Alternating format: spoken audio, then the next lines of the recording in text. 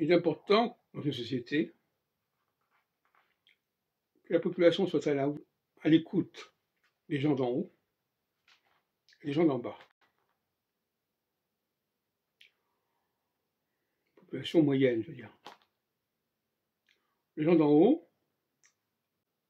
qui sont des esprits supérieurs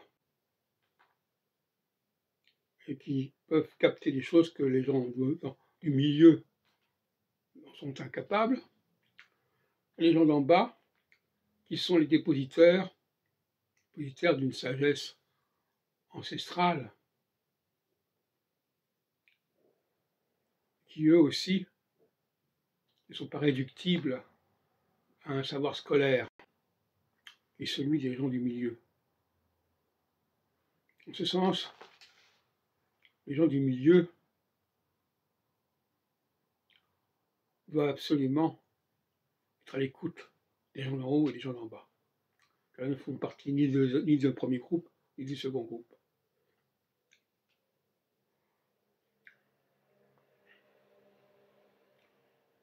Donc là, on a un problème de pathosociologie, si on peut dire, qui est assez caractéristique de la France, du mal français, comme on dit. On se demande pourquoi ça marche moins bien en France qu'ailleurs, précisément parce que, notamment la question des immigrés, qui ne sont pas des gens d'en bas, ni des gens d'en haut, et qui ne sont pas réceptifs ni aux gens d'en haut, ni aux gens d'en bas. Et donc là, la société fonctionne à vide. Et elle n'est pas capable, notamment lors des élections, de faire des choix clairs et nets, dans un sens ou dans l'autre. Elle reste au milieu, dans la médiocrité. Une société puissante est une société qui est à la fois à l'écoute des gens qui sont très hauts et des gens qui sont très bas. Les gens qui sont très hauts, ce sont des élites. Les gens qui sont très bas, c'est la foule, c'est la masse qui véhicule un savoir qu'elle n'a pas acquis, qu'elle n'a pas appris, mais qui lui est donné, dans lequel elle est immergée. Notamment au niveau linguistique. La poésie est un genre bâtard,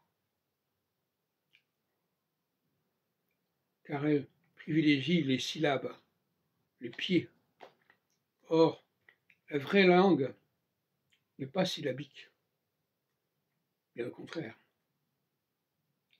D'une part parce qu'elle ne prononce pas certaines lettres,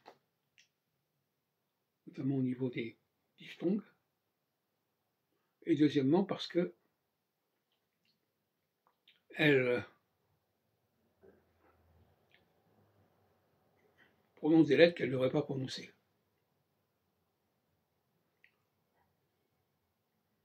Voilà, et d'ailleurs ce propos, pour terminer, je dirais que le spectacle des offices religieux auxquels j'assiste, qui sont d'une part ceux du MJLF, du Mouvement Juif Libéral de France, d'autre part ceux de l'Église de l'Unification, font problème l'un comme l'autre, mais pas de la même façon. Au MJLF, on chante en hébreu, et on récite en hébreu, une langue que les gens ne connaissent pas. Ça n'a aucun sens.